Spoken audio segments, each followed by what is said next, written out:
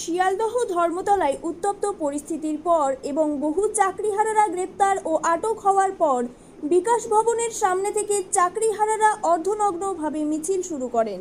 বিকাশ ভবন থেকে অর্ধনগ্নভাবে মিছিল করার কারণ, শিয়ালদহ এবং ধর্মতলায় যেভাবে চাকরিহারা শিক্ষক ও শিক্ষিকাদের হেনস্থা হতে হয়েছে ও তাদের গ্রেফতার করা হয়েছে, তারই প্রতিবাদে এই মিছিল। কিছুক্ষণের মধ্যে উত্তপ্ত পরিস্থিতি সৃষ্টি হয় এই মিছিলকে কেন্দ্র করে। এরপরেই বিধাননগরীর ডিসি অনিশ সরকারের নেতৃত্বে বিশাল পুলিশ বাহিনী আটক করে চাকরিহারাদের। টেনে হিচড়ে প্রিজন ভ্যানে তোলা হয় তাদের। র্যাব নামানো হয় পরিস্থিতি সামাল দিতে। আটক বেশ কিছু চাকরিহারা।